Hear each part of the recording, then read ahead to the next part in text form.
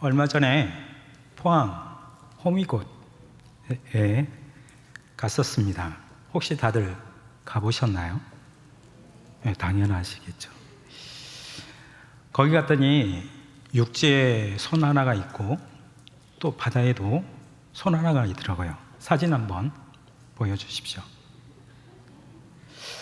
여러분, 이 손을 보았을 때 혹시 처음 보시는 분도 계시겠지만 어떤 느낌을 받습니까? 어떤 느낌인가요? 이게 손이 어떤 의미죠? 저는 저 손을 볼 때 아버지 하나님 나를 나 좀 살려주세요 하는 그런 이 세상의 외침 혹은 내 외침, 이 절규라고 느꼈습니다. 역시 목사이다 보니까 그런 것 같습니다. 이 손이 무엇일까? 설명서를 보니까 이렇게 써여 있더라고요. 상생의 손. 예, 그림은 빼주셔도 됩니다. 상생의 손.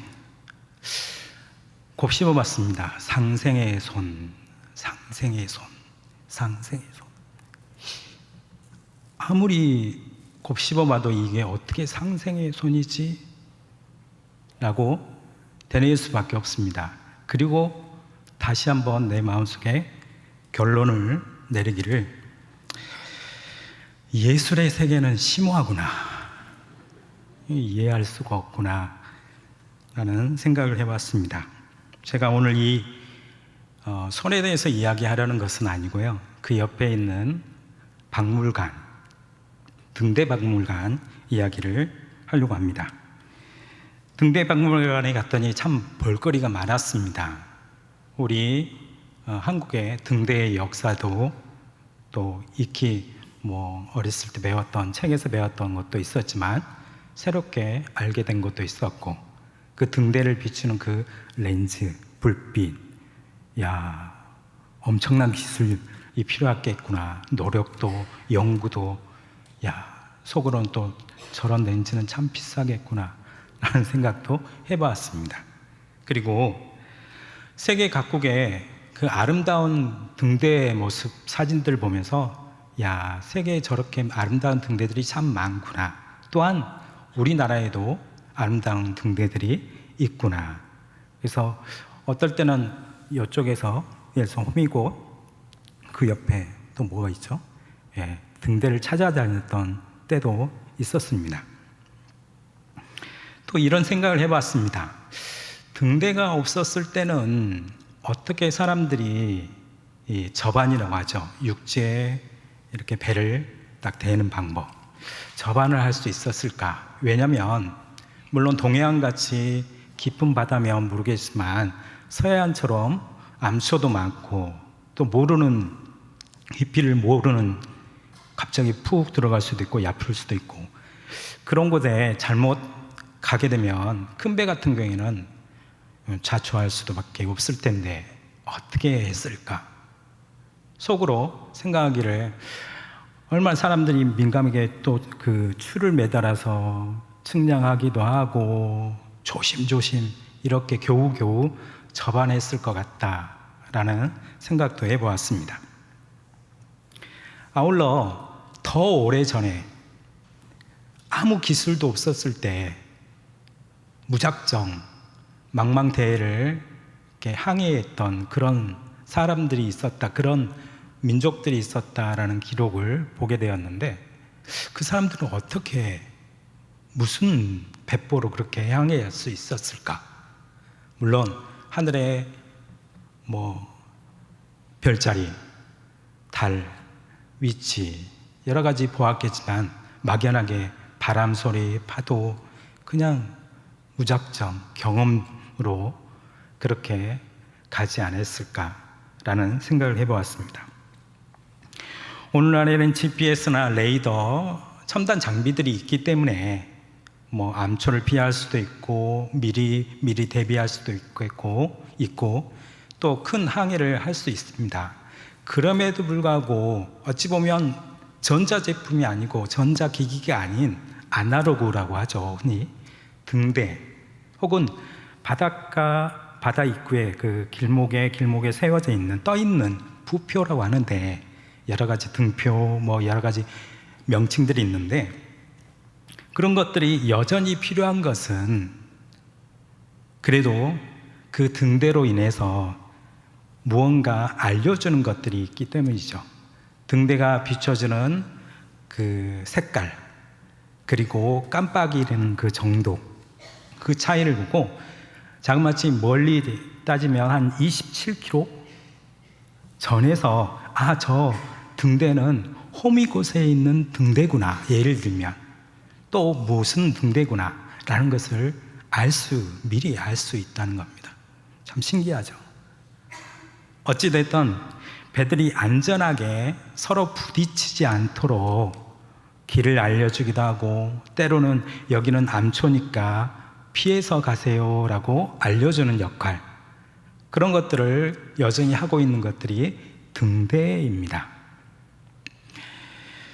우리 신앙생활에 이처럼 안전하게 항해할 수 있는 우리의 인생길이 망망대해처럼 막연할 수도 있고 지금 잘 가고 있는 것인지 목표를 향해서 잘 가고 있는지 그렇게 알 수 없는 상황임에도 불구하고 우리가 잘 갈 수 있도록 때로는 옆에서 지금 이대로 가면 자초할 수밖에 없을 것 같아. 이건 조금 틀어서 가렴 하면 이렇게 하면 좋겠는데 라고 그렇게 우리를 지도해 주시는 분이 있습니다. 누구이시죠? 성령 하나님입니다. 우리 안에 내주하시는 성령 하나님이십니다. 그 성령 하나님께서 계시기 때문에 우리가 여전히 힘을 낼 수 있고 또 우리가 막연하게 신앙생활을 하는 것 같지만 여전히 우리가 나아갈 그 목표를 향해서 여전히 그래도 한 걸음 때로는 답보 상태에 있을지라도 때로는 한 발 뒤로 있는다 하더라도 계속 나아가고 있는 줄 믿습니다. 항해할 때 별자리도 안 보일 때가 있겠죠. 등대도 안 보일 때도 있습니다. 그처럼 우리의 신앙생활에 정말 하나님께서 나를 인도하고 계시나 라고 생각할 때가 있을 것입니다. 그럼에도 불구하고 그 성령 하나님께서는 절대 우리를 떠난 적이 있나요? 없나요? 없습니다. 절대 떠나지 않습니다. 기다리면 집중하면 별자리가 보이고 등대가 보이는 것처럼 성령 하나님께서 다시 우리들에게 내가 여기 있다 안심하렴이라고 알려줄 줄로 믿습니다. 그 성령 하나님의 인도하심을 늘 받아가며 민감하게 성령 하나님의 음성에 민감하게 반응하며 나아가는 저와 여러분이 되시길 주의 이름으로 축복합니다. 특별히 오늘 본문에 사도 바울은 표대라는 단어를 쓰고 있습니다. 14절에 표대를 향하여 달려간다라고 말합니다. 그리고 그 표대는 8절 말씀에 보면 그리스도 예수를 아는 것이다 라고 말합니다. 성령 하나님께서 우리를 인도해 가고 계시는데 예수께로 그리고 예수 그리스도를 배우며 알아가는 삶으로 인도하고 계신다라는 말씀입니다. 우리가 알아가야 될 분, 우리가 평생에 더 배워야 할 분, 그거는 세상의 지식이 아니라 세상의 어떤 문물이 아니라 어떻게 하면 잘 살까, 어떻게 하면 돈을 잘 벌 수 있을까, 뭐 그런 것들이 아니라 예수 그리스도를 더 알아가야 하는 것임을 믿습니다. 바울 사도는 고백합니다. 예수 그리스도를 아는 것을 위해서 지금까지 자신에게 유익하다고 여겼던 것, 그렇게 생각했던 것들을 다 해로 여겼다, 배설물로 여겼다 말합니다. 그리고 10절, 11절 말씀에 그리스도의 죽으심을 본받아 부활의 권능과 고난에 참여하고자 하여 어떻게 해서든지 죽은 자 가운데서 부활에 이르려 한다 말합니다. 그리고 우리가 같이 읽은 마지막 말씀, 그 전에 12절 말씀에 보면 내가 이미 얻었다 함도 아니요 온전히 이루었다 함도 아니라 오직 내가 그리스도 예수께 잡힌 바 된 그것을 잡으려고 달려가노라. 이 말씀이 우리가 읽은 본문의 요약 말씀이라 할 수가 있습니다. 짧은 말씀인데 이 짧은 말씀을 계속 읽다 보면 여러 단어들이 등장하기에 좀 복잡해 보일 수 있습니다. 이게 무슨 말씀입니까? 오늘 본문 말씀을 차근차근 하나씩 곱씹으며 살펴보면 좋겠습니다. 먼저는 바울 사도는 예수 그리스도를 아는 지식이 가장 고상하기에 모든 것을 해로 여겼다. 예수 그리스도를 위해 모든 것을 잃어버리고 배설물로 여겼다 말합니다. 예수 그리스도를 아는 것, 그것이 가장 최고이고 우리의 인생의 가장 중요한 목표, 즉 표대라 말합니다. 예수 그리스도를 알아가야 하는 것, 그거는 쉬운 말씀이죠. 그렇게 어려운 말씀이 아닙니다. 여기까지는 어렵지 않죠. 그런데 그 다음 말씀에 바울 사도는 예수 그리스도의 죽으심을 본받는다 이야기하고 있습니다. 죽으심을 본받는다. 그렇다면 예수 그리스도처럼 똑같이 십자가에 못 박히고 창에 찔리고 그렇게 죽어가는 것을 나도 몸소 행해야 하는 건가? 그런 말은 아니죠. 그죠? 그런 말이 아님을 우리가 쉽게 알 수 있습니다. 예를 들어서 유관수인 열사나 안 죽은 의사를 그 이야기를 들으면서 마음의 감동을 느껴서 내가 그분들처럼 본받는, 그분을 본받겠습니다. 또 혹은 자녀들에게 그들처럼 그들의 삶을 본받아라 라고 하였을 때 그 말이 그분들처럼 맨몸으로 저항하겠습니다. 때로는 총으로 쏘아서 그렇게 무력으로 항거하겠습니다. 그게 본받는 것, 그것을 이야기하는 것 아니지 않습니까? 그렇죠? 그거는 우리가 그렇게 생각하듯이 대신 그 본받는다라는 말은 그분들이 나라를 살아가는 그 마음, 그 굳은 신념, 그 의지를, 그런 것들을 우리 마음에 깊이 새기고 우리도 그렇게 살아가겠습니다 라는 삶의 결단 아니겠습니까? 그게 본받는 것이죠. 그렇다면 예수 그리스도의 죽으심을 본받는 것이 무엇이냐? 그것을 이야기하려면 먼저 예수 그리스도께서 죽은 이유, 어떤 마음가짐으로 왜 죽어야 했는지, 거기에 무슨 뜻이 있는지 이야기해야겠죠. 예수 그리스도의 죽음이 무엇입니까? 예수 그리스도께서 왜 죽으셨을까요? 죄에 대해서입니다. 죄에 대하여. 로마서 6장 10절 말씀에 보면 그의 죽으심은 죄에 대하여 죽으심이라 라고 말씀합니다. 요한복음 16장에서는 죄에 대하여라 함은 그들이 나를 믿지 아니함이요 라고 말씀하셨습니다. 하나님을 알지도 못하고 또 당연히 하나님을 믿지도 않고 마치 관역을 빗나간 화살처럼 하나님의 뜻을 빗나가서 자신의 뜻대로 자신의 생각이 옳은 양 그렇게 살아가는 것이 어쩔 수 없는 인생이겠거니 그런 식으로 살아가는 것, 그게 죄이죠.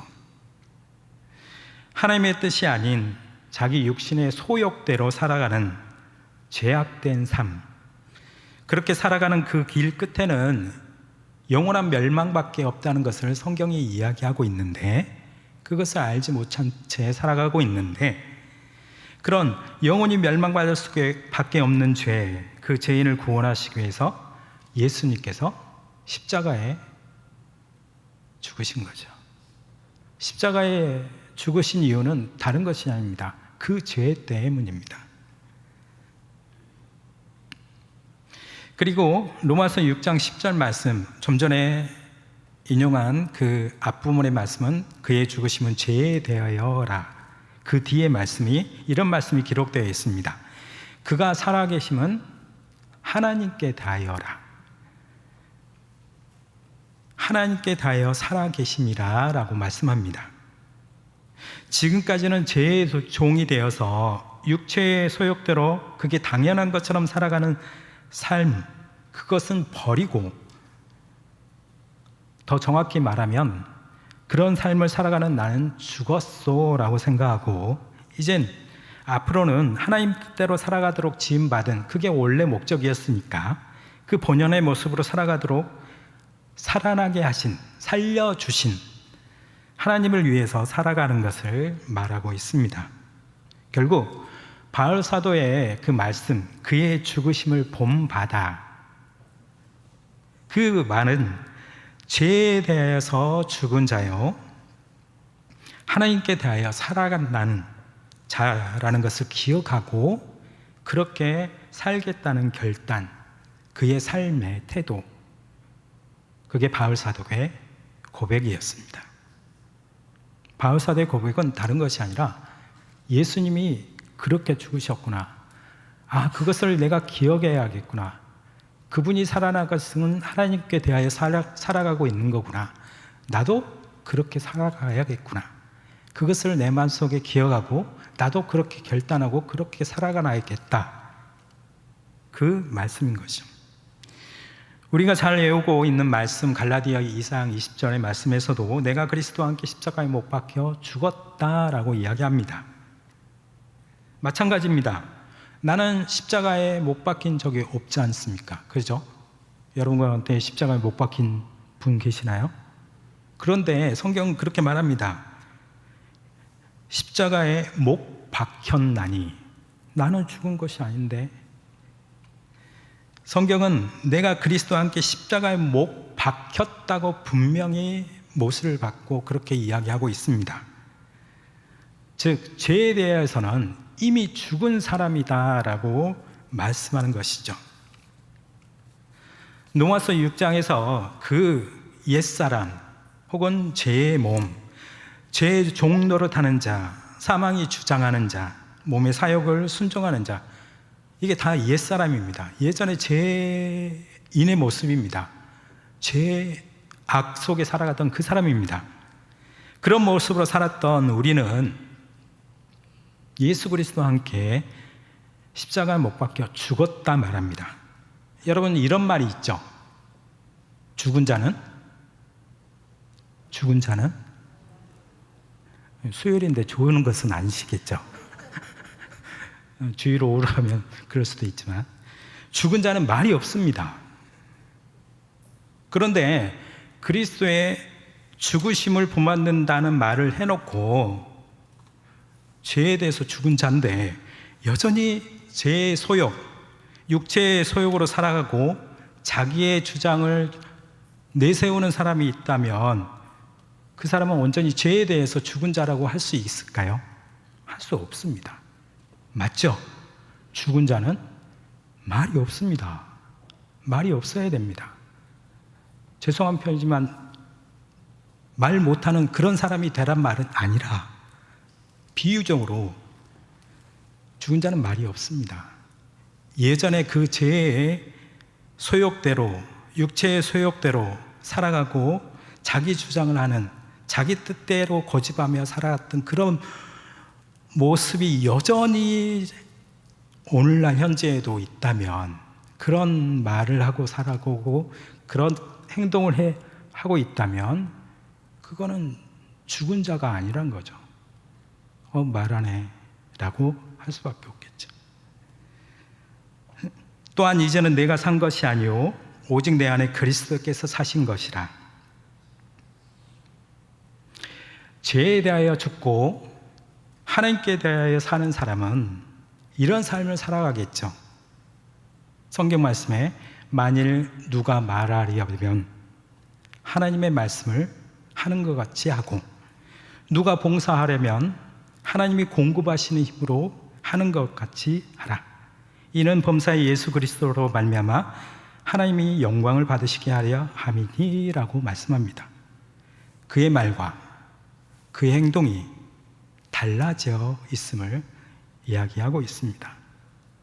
하나님의 말씀 하는 것 같이 하고, 봉사도 하나님이 공급하시는 힘으로 하는 것 같이 하라.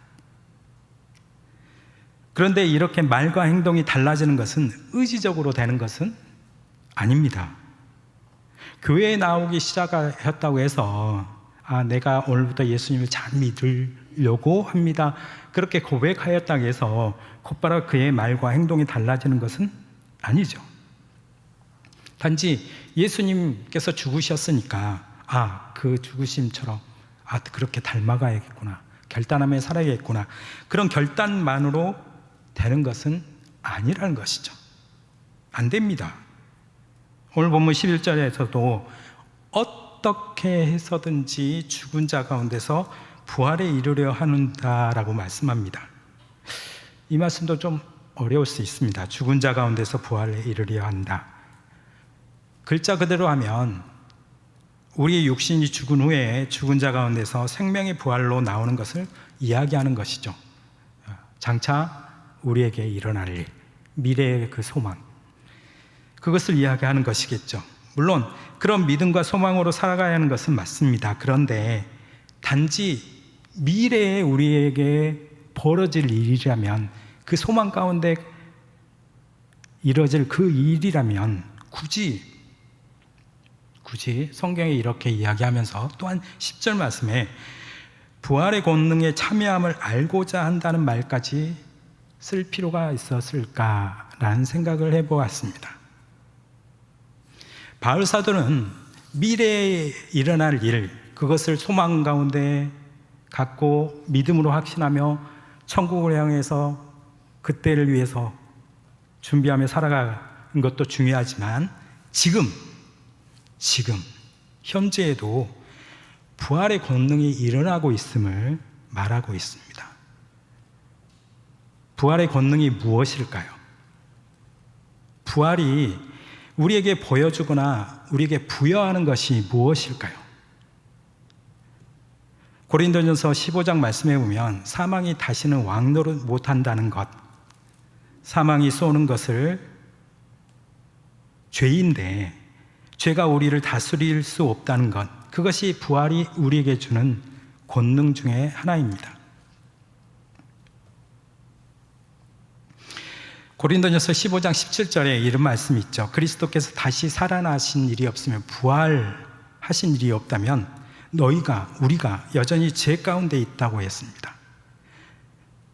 부활이라는 그 권능이 정말 진짜 권능이 있기 때문에 예수님이 부활한 그 순간 우리가 죄를 벗어날 수 있게 됐고 이길 수 있겠고, 더 이상 사망의 권세가, 사망이 우리를 왕노를 할 수 없게 되었다라고 마침표를 찍은 겁니다. 그게 권능이죠.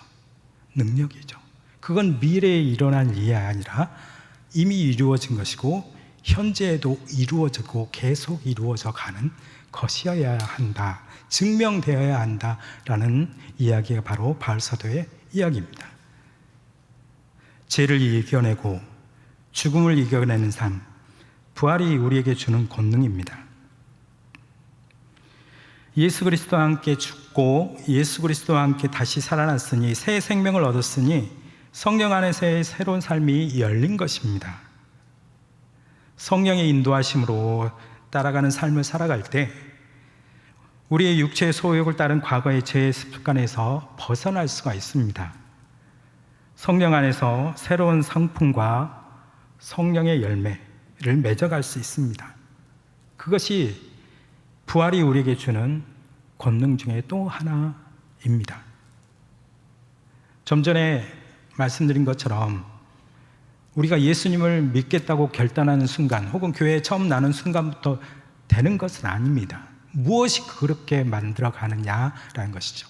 물론 성령 하나님께서 그렇게 도우시죠. 성경 말씀이 그렇게 우리를 인도해 가시죠.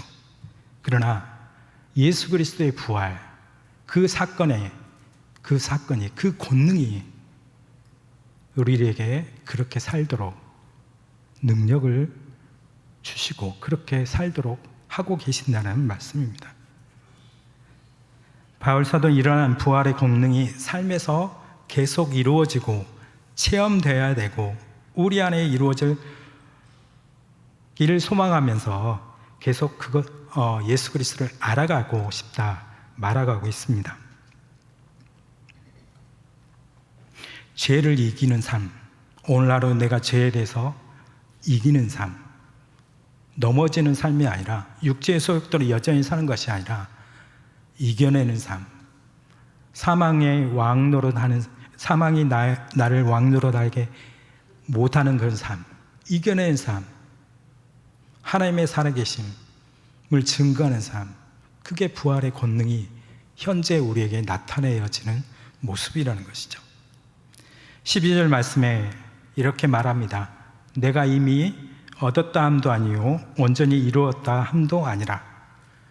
여러분 혹시 유레카라는 단어를 아십니까?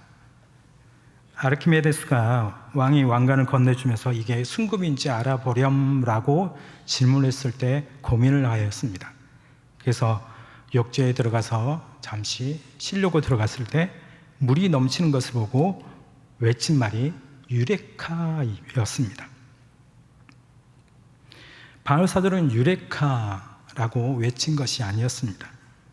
즉 해결되었다, 얻었다, 이젠 되었다 라고 외친 것이 아니었습니다. 당연히 온전히 이루었다 하지도 않았습니다. 내가 잡은 줄로 여기지 아니한다 라고 이야기하였습니다. 바울 사도는 우리가 알듯이 대단한 분이셨습니다. 이루었다 하셔도 됩니다. 이젠 잡았다, 이젠 되었다, 무언가 나는 다 가졌다, 뭔가 이루었다, 해냈다, 그렇게 말씀하셔도 누가 뭐라 할 수 없습니다. 대단한 분이셨습니다. 그럼에도 불구하고 바울 사도는 뒤의 것은 잊어버렸다라고 합니다. 바울 사도가 행한 일이 어찌 그냥 간과하기 쉬운 일이었습니까? 아니죠. 너무나 대단한 일이었습니다. 바울 사도가 가는 곳마다 그의 흔적이 보일 수밖에 없었습니다. 바울 사도는 그것을 잊어버렸다. 과거는 잊어버렸다. 라고 이야기하고 있습니다. 예수 그리스도를 위해서, 하나님을 위해서, 하나님의 뜻을 위해서 고난당한 것을 유익으로 생각하면서 우리의 삶에서 부활의 권능을, 그 권능이 우리 가운데 역사함을 목도하면서 할렐루야 외치는 그런 때도 있을 수 있습니다. 그러나 바울 사도의 마음가짐처럼 이만하면 되었죠라는 것이 아니라 하나님 이만하면 되지 않았습니까? 내가 신앙생활 짬밥이 몇 년인데 그런 말이 아니라 바울 사도의 그 마음가짐처럼 뒤로하고 잃어버리고 나는 표대를 향하여서, 즉 그리스도를 아는 삶을 위하여서 하나님 앞에서 그래 잘하였다, 칭찬된 충성된 종이다, 칭찬받는 그 상받는 그 자리, 그 순간, 그것을 바라보면서 달려나가겠다, 여전히 달려가겠다 라고 이야기하는 것이 오늘 우리에게 이야기하고 있는 바울 사도의 말씀입니다. 17절 말씀에 바울 사도는 너희는 나를 본받으라 라고 이야기합니다. 좀 전에 말한 것처럼 본받으라, 그 마음가짐, 왜 그래야 되는지 그것을 알고 우리도 그런 마음가짐을 갖고 그렇게 살아가도록 결단하면서 그렇게 살아가는 것이 본받으라 라고 말씀드렸다시피 바울 사도는 모든 사람을 향해서 자신을 본받아라, 나의 마음가짐, 내가 왜 그렇게 해야 되는지 그것을 기억하면서 너희들도 이 성경 말씀을 동일하게 읽어가는 모든 사람들이 그렇게 본받길 바란다. 예수 그리스도를 아는 것에 열심을 내서 그렇게 계속 정진하기 바란다. 그게 옳은 말씀인 줄로 믿습니다. 우리의 표대는 예수 그리스도를 더 알아가는 삶인 줄로 믿습니다. 저와 여러분이 예수 그리스도를 더 닮아가는 거, 알아가는 삶에 매진하고 내 인생이 신앙 연륜이 몇 년인데 내가 이룬 것이 얼만데 그런 것들은 다 뒤로 하고 난 아직 잡은 것이 아니야. 아직 다 된 것이 아니야. 여전히 더 알아갈래. 더 예수님에 대해서 알아갈래. 예수님의 살아계심의 능력, 예수 그리스도의 그 부활의 권능을 오늘도 체험하면서 그것을 목도하면서 살아갈래. 다짐하는 저와 여러분이 되어야 할 줄로 믿습니다.